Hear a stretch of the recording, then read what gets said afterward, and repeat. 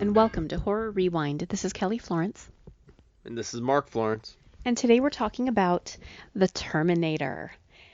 I grew up watching this movie on VHS. One of my friends had it on tape, and I watched it so many times, I was obsessed with it. Mark, I found out you never saw this movie. Like, you grew up more in the era of T2. Yeah, I had never seen it. I thought I had seen it, but I think I've seen parts of it on TV, but this is the first time I've ever seen the original Terminator. That's amazing to me. And I realize now in this rewatch, I haven't rewatched it in a really long time. It's on Amazon Prime currently when we're recording this, and so if you haven't rewatched it in a long time, get out and rewatch it. What a treat. So this came out in 1984. It was directed by James Cameron, and he also co-wrote it. It was based on a dream that he had. He dreamt about a robotic skeleton crawling out of a fire with kitchen knives, like coming after him, and that's literally like how the movie was born. Wow, that's crazy because the near the end that scene comes into play. So, I mean, that's where that all came from. It's very cool. And so he developed it. He said that he was inspired by John Carpenter and the movie Halloween, and that he wanted to make a slasher movie but with a robot. It did remind me of the end of Halloween 2, with the fire and you think I don't even know what to call Arnold in this movie. The Terminator. The Terminator. Yeah, you think the Terminator's dead and rises from the ashes and you know, it's pretty cool when he transforms from a human, quote unquote human looking cyborg to a full on robot type thing. I love it. And I know the CGI is, it doesn't hold up as well by today's standards, but you know what? Sometimes I'm not even mad about it. It almost looks like they're using I think it's called like stop motion at the end. That's exactly what they used. Yeah, to move the Terminator because you could see how the kind of the choppy movements, but I don't know. I mean, it held up pretty well, I thought. Yeah, it doesn't even bother me, because you gotta sort of let some of those things slide. So this movie had a budget of 6.4 million. It made 78.3 at the box office. Mark, do you want to guess what the Rotten Tomatoes is on this? I'm gonna guess it's 83. We recently said we're going to try to like seek out movies that, if we don't know about them, that have over 70%, because, we're like, well, let's watch some critically acclaimed movies. This movie on Rotten Tomatoes, 100%. Wow. I mean, is there more than like 4 reviews or? I'm sure there are. Come on, wait, what are you going to say about this movie? No, I mean, 100 is, I mean, it's as good as you can get. So, I mean, it was very good. Don't get me wrong, but 100's pretty aggressive. Yeah, and I mean, it's unheard of. So let's talk about this movie. Arnold Schwarzenegger was cast as the Terminator. He wasn't the first choice, though. Two other famous actors were offered the part of the Terminator before him, and they both turned it down. The first, Sylvester Stallone. Yeah, he turned it down. I mean, could you imagine him as the Terminator, though? I don't think it would have worked as well. No, he's too small. I mean, he's ripped still, but he's not as big as Arnold. Yeah, and then the next actor that turned it down, Mel Gibson. Yeah, no, it has to be Arnold. Yeah, so Mel Gibson, was coming off of Road Warrior, or it was like right around the time, and so like he had that sort of gritty, futuristic look, but no, it had to be Arnold. Yeah, Mr. Universe. I mean, very little acting too, but still pretty good acting. Yeah, he wasn't terrible. I wasn't mad about it. Okay, this is my confession time now. Mark, I was in love with Kyle. Little, like, first grade me, or whoever, however old I was when I saw this movie. I loved Michael Biehn, who played Kyle Reese, and I was like, he's my boyfriend. Yeah, I don't get it, but yeah. No, I mean he had kind of a cool like mullet style haircut, and he seemed like a nice guy, but Aw. um, yeah, yeah, I don't know. I'd never really seen him in anything else, so I know. Well, now I had heard the rumor. Now, back in the day, you couldn't look up rumors on the internet. You just heard them from word of mouth or read them in magazines or hoped that someone would ask the question in the Sunday newspaper, like column where they ask celebrity questions. Somebody told me once that, oh, Michael Biehn had a stalker and he sort of got out of the limelight for a while and didn't do high profile things because he didn't like fame. I I did a cursory glance to see if that was true and I didn't find anything about it. And he has been in a lot of stuff, over the decades and he's still working. So I don't know if there's any truth to that rumor. Hey, if rewinders, if you know about Michael Biehn and if that's true, tweet us because I want to know. yeah, I've never even heard of Michael Biehn, so I mean, He's in Tombstone. well, that Did settles it. don't you wait? Don't you like that movie or don't are you not obsessed with that movie? I've seen the movie, Oh, okay. but I'm not familiar enough with Michael Biehn because I've never seen this movie to know who he was. So, So this movie is it's obviously set in 1984 and the fashion and these iconic epic looks of these two lead guys like their outfits. I mean, I think those outfits age pretty well. What doesn't age very well are the women's outfits when they dress up to go out. That was pretty funny. I mean, it's so 80s. yeah, the hairstyles of the ladies are. My mom used to have big hair, but these ladies have like really, really big hair. It's really funny. And then the other thing that I had forgotten about this movie is just how brutal the killings are. I mean, it is like they don't pull any punches. I mean, I guess they're not showing every single person, get shot in the face, but it's pretty graphic and brutal, and they really make you hate the Terminator. Well, for me anyway, because I just thought, like, what a monster. It is like a robotic slasher. Yeah, they did a good job of the Terminator to be like no emotion, nothing, no feeling, just all business. I mean, you don't see it at the time, but later in the film they show you like his point of view with his um I don't know what the right word is. Like Like his computer vision yeah, thing. like his like red like thought processes and like how he like picks what he's gonna say and like how he picks who he's gonna kill. So I mean, it's there's no thinking going on. There's no emotion. It's just all like his mission is to kill Sarah Connor. So and he goes through the phone book and does so. It's, oh gosh, I don't even know what to say. It's so epic. I mean, if this is going to be a spoiler for you, you should stop listening. But um, the the reveal that Kyle is sent back by John Connor, her son, and that Kyle is actually his father, and then he ends up dying, and then she's saying she doesn't know if she should tell her son that Kyle's his father or not, and will it affect his decision to send him back? But he wouldn't even exist if he doesn't get him sent back. So like, I mean, this whole timeline thing it hurts my brain to think about, and I know it hurts your brain too, but it's so good. I was thinking that too, and then at the end of the movie, she even says that while she's making her video or recording or whatever. That just thinking about all the time, or like, if I tell you this and you tell him, and then you don't come back, do you still exist?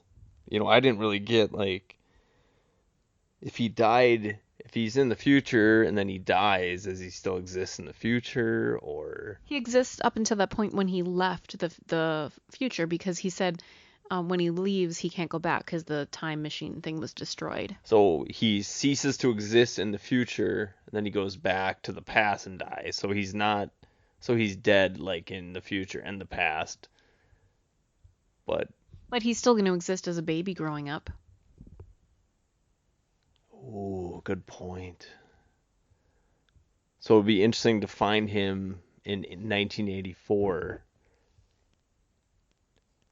because if you don't affect his timeline, he'll go to the future and then in theory still come back, right? Exactly. Well, I think we figured it out.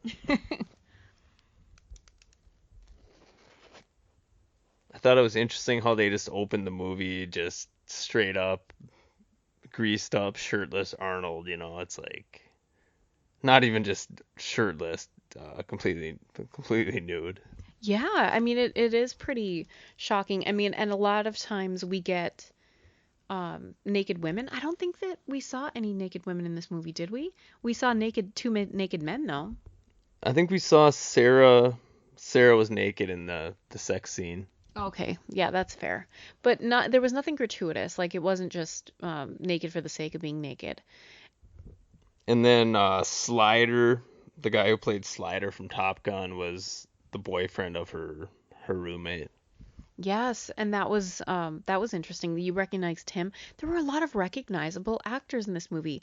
What is his name? Bill Paxton. Oh, speaking of Tombstone again, he was just a random punk with like blue spiked hair and a tire mark tattoo on his face. And they all had switchblades, which I feel like it was really 80s. And you don't really see people with switchblades anymore. I mean, maybe they're illegal. Did you say John? How do you say his last name? Tatero? Totoro. Yeah, he was the other punk, and like right when Arnold shows up at the Griffith Park Observatory or whatever, and there's these like punks. I'm like, this is cheesy. Who are these punk guys? And it was Bill Paxton and John Turturro. So I mean, to get those quality of actors as these like little bit character guys was pretty funny. I know, yeah, people kept appearing. I'm like, wow, like Lance Henriksen is an icon in his own right, and he was the detective, and there's all these well, yeah, all these famous people. I really liked at the beginning the gritty, like grungy nighttime LA feeling you got from like they're in this like industrial area. Um, the cops are chasing Kyle through this. There's like factories and like homeless people and stuff everywhere. And that's something that I didn't know. I mean, it didn't bother me, but the music in this movie, it was probably super dated, but for some reason it didn't bother me. Like sometimes in these 80s movies, the music just feels super cheesy or like over the top. And speaking of Stallone, remember Over the Top? Mm. And that song, like that's super cheesy, but I don't know, maybe it's because this is like ingrained in my brain, but the music in this movie did not bother me. So it's like in '84, but it's supposed to be futuristic music, so it's like current for now, right? Yeah. Yeah, maybe.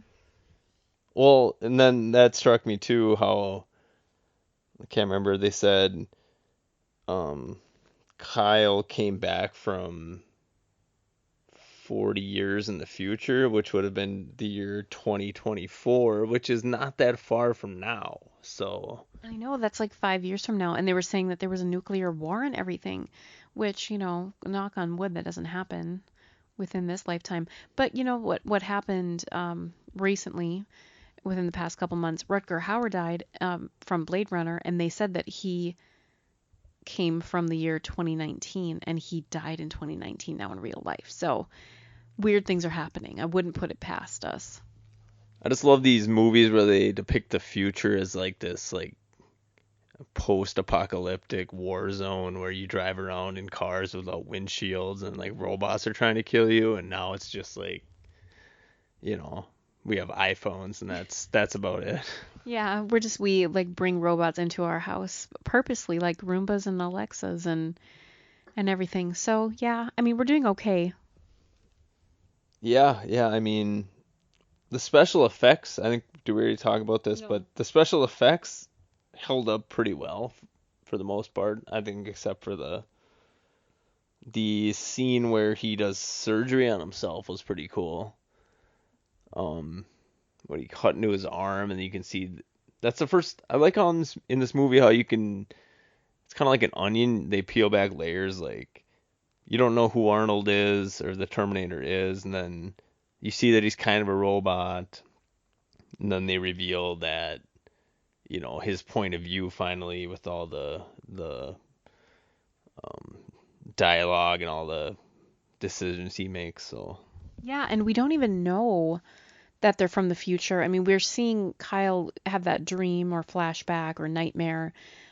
But and our first hint is that he's asking the cop whose gun he steals. He's like, what's the date? And he tells him, and he's like, no, but what year is it? And he doesn't tell him because it's a weird question. But we don't even really know that they're from the future or if who's a good guy and who's a bad guy initially. And it, like you said, it gets revealed slowly, which I like too. Yeah, you don't know if Kyle's a good guy or not at the beginning, and I mean, I guess he was concerned about the year because he knew when John Connor was born, so he knew he had to go back before then. Yeah, and I guess he must have known when Arnold got sent back too, and hoping that it matched up, right? Because they didn't get Yes. sent in the same capsule, probably. Yeah, they came like Arnold came first, and then Kyle came, but I mean, it was on the coincidentally the same day. Well, yeah, because he had to get sent back after him. I mean, they were trying. This was his purpose because he knew Yeah. that the Terminator got sent back. It's not a coincidence. It's all part of the plan. Did they ever explain the time machine situations or? They did, yeah. And that they destroyed it then after he went through, so they couldn't send any more Terminators back. Oh, so they both went through the same time machine. Well, no, they had some capsules or whatever that they did. But anyway, yeah, they explained it. I don't know where you were. I was either making popcorn, tending to our kids, or falling asleep, or Yeah, there's a list of things that you did during this movie, but that's okay. I thought it was funny how like Arnold, aka the Terminator, knew how to like drive a car so well and like drive a motorcycle. I mean, I guess a cyborg could be programmed to operate such things. Well, I feel like in movies now, I mean, and maybe even in future Terminator movies, they just like quickly download the information that they need or assess the situation and then they have it. Yes, this was pre-internet, pre-Wi-Fi, but yes, I buy that because they came from the future, Yeah. obviously, where there's all that stuff. So yeah. Yeah, he probably just knew. Um, the iconic line, he says, "I'll be back." And apparently it's been in a ton of Arnold movies since. But he wanted to change the line, Mark, because he was having trouble saying the word "I'll."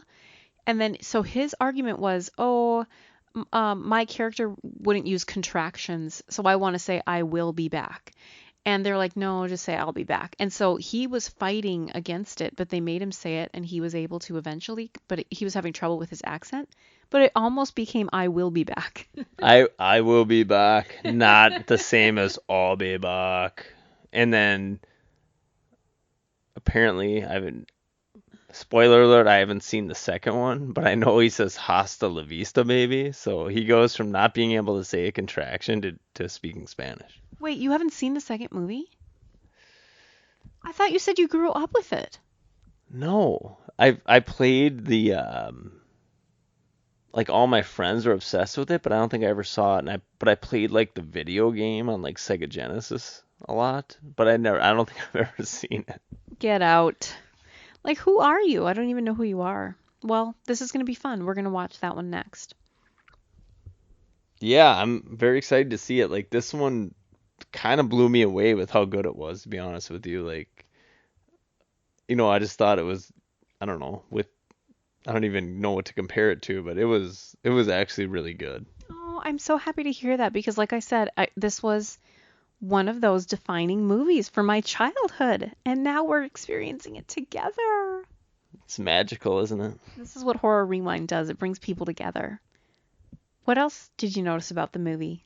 I noticed a lot of Nike product placement. I don't know if you noticed the same thing or if that was like sponsored by Nike.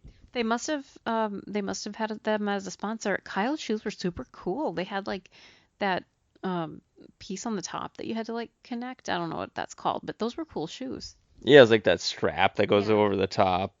And a couple other times they really focused in on the Nike shoes. So good job, Phil Knight.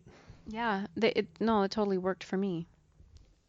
And then I also thought when they showed the Terminator's point of view, it was a lot like the movie Predator, which also stars Arnold Schwarzenegger, where they show the Predator's point of view, and then it's like this weird, like off-color robotic type thing. So I thought that was kind of cool.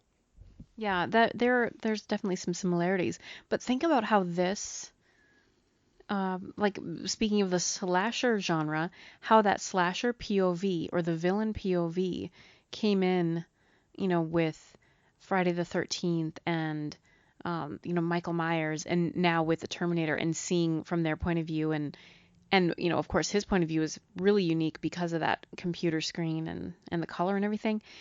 And when that hotel guy or whatever knocked on his door and he had to have his response, and it just like popped up on the screen for him what to say. It's like F you, a-hole.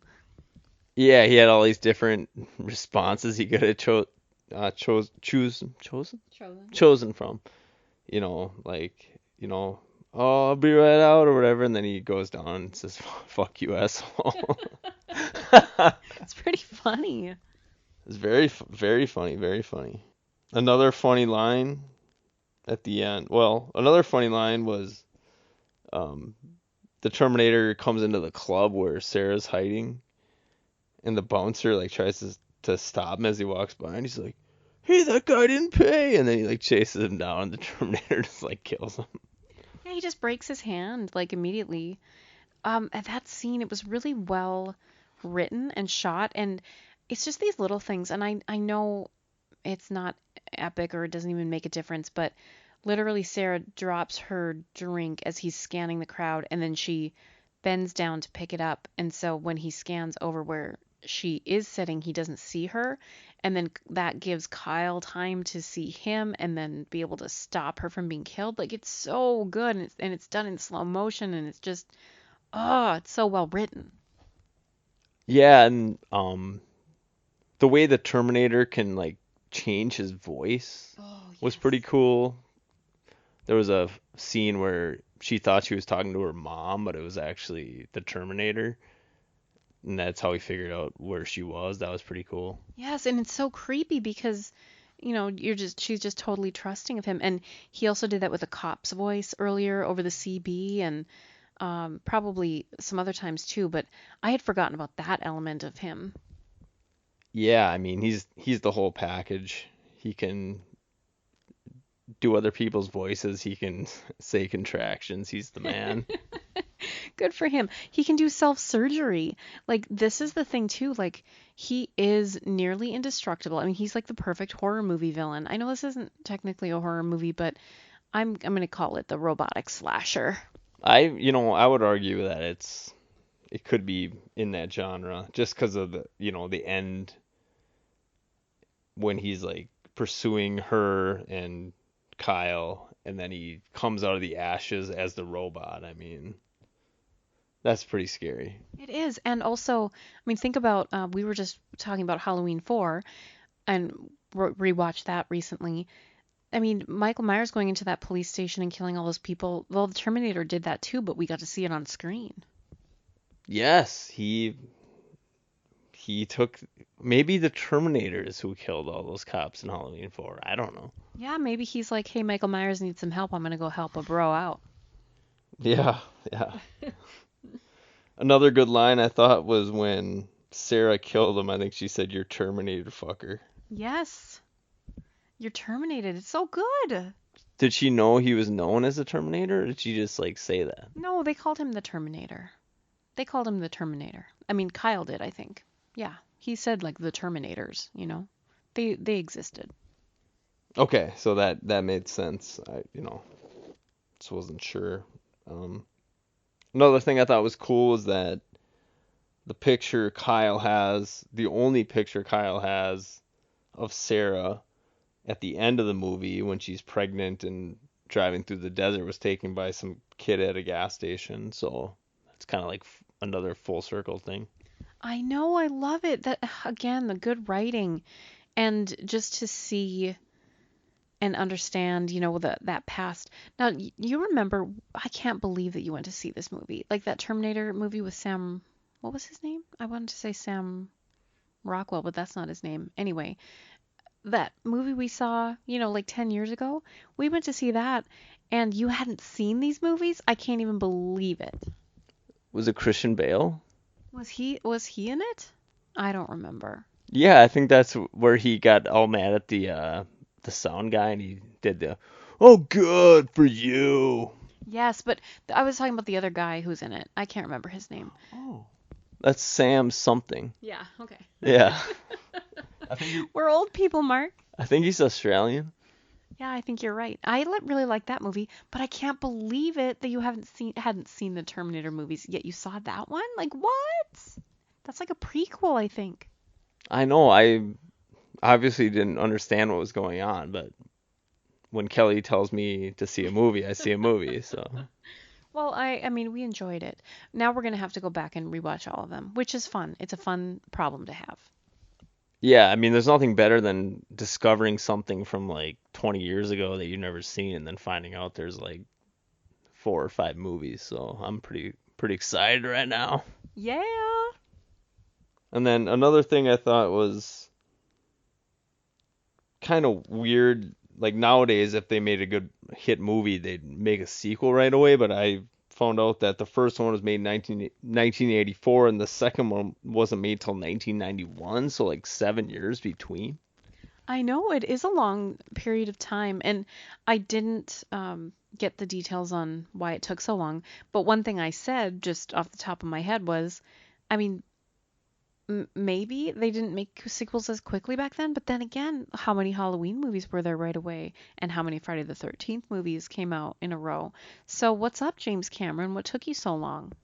That's true. I mean, the only thing I'm thankful for is that the cyborg technology was able to age um, the Terminator at the same rate as Arnold Schwarzenegger, so it was like accurate to how he looked at the time.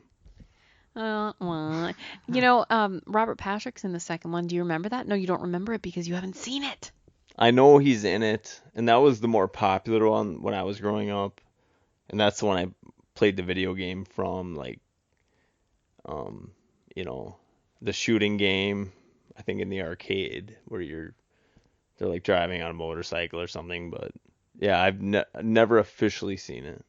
Well, that's what we're going to watch next, and we'll talk about it on the podcast too, so you can hear Mark's thoughts on this one. I'm sure everyone's really excited about that. I am so excited that you got to watch the original Terminator. I think it held up better than I thought it would. It has clever dialogue, great um, filmmaking.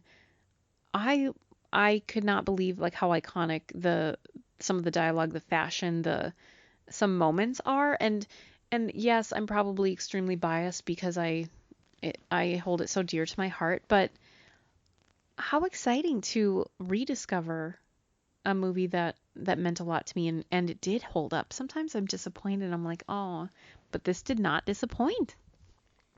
Yeah, it's always kind of risky to go back. I've done the same thing, and sometimes it doesn't hold up, and then you kind of get, disappointed, and you kind of question yourself, like, why did I like that? But for this one, it really, honestly, was very good. So I'm so glad. Now, speaking of going back and like rewatching stuff, I don't know if you've watched this recently, but I know you were a big Top Gun fan. Like, have you rewatched Top Gun lately, and do you think it holds up? And how do you feel about this movie coming out? I haven't rewatched it lately. I think I rewatched it maybe 10 or 15 years ago. Yeah. So yeah, I would be interested to see, yeah. Even from like 10 years ago, I thought it was a bit cheesy with, I don't know, especially the volleyball scene. But I guess I'm open-minded to the new one. I've seen the preview, I got kind of pumped, but I won't get my expectations too high, and I'll go in hopefully with the medium expectations, and hopefully I'll be pretty happy with it. Now, one thing I know that you are sometimes is a stickler for reality and thing for things to make sense. And apparently, someone tweeted that Tom Cruise wouldn't even be allowed to be the kind of pilot that he is at his age.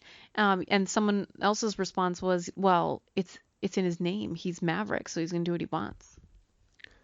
I think they would make an exception for Maverick, or like such an accomplished pilot who overcame so much the death of Goose and made amends with Iceman and was afraid to engage the enemy, but at the end was able to re-engage and become a naval hero. Wow. Okay, I think you need to go on tour and sell this movie to people. Okay, let's rank the Terminator. Oh wait, what do you want to say? Is Val Kilmer in this new one? I don't think so, but I love Val Kilmer. I read that Kelly McGillis is not in it, and she was not invited to be in it. So. I know, and the reason she said is because she looks her age, and they don't want people who look her age, females. I think we should all boycott this film. There you go. See, you're saying all the right things. Let's rank the Terminator on a scale of 0 to 10. 0 being you hated it, 10 being you think it's a perfect movie. What should our scale be? Should it be the what? Well, I thought it could be I Will Be Backs, but I mean, yeah, it could be I'll be back, or I will be back. I will be I know, backs. I know, I will be back. How many do you give the Terminator? If you want me to go first, I'll go first. I can go. I'm gonna give it like 8 I Will Be Backs. I mean, it wasn't a perfect movie. It held my attention for half of one night, and then I had to go to bed, and then we had to finish it the next night. I was pretty tired. But, I mean, it was very good, especially considering it was 1984. I liked the futuristic music. Special effects were good. I don't really have any real complaints, but I guess I wasn't completely blown away. The twist that Kyle is John Connor's father was pretty cool. I have nothing bad to say about the movie. I just can't give it a perfect 10. That's fair, and that's okay. I am giving it a 10 out of 10. Oh, I don't boy. even care. I don't even care. You know why? Because I loved it, and found out I still love it, and I don't care. Like, it might be cheesy. I know it's not perfect, but I'm still giving it a 10 out of 10 because it gives me all the feels. And guess what? I don't even know if you know this, but we get to see Sarah Connor become a total badass in the next one. What? I mean, she already was. I was gonna say that. Yeah, I mean, she literally killed the first Terminator or stopped him. So I mean, Guess what? She pumped some iron though. She's ready. She's ready. bring it on. I'm ready. Oh, yes. Okay, so until next time, we will see you in the horror section. Bye.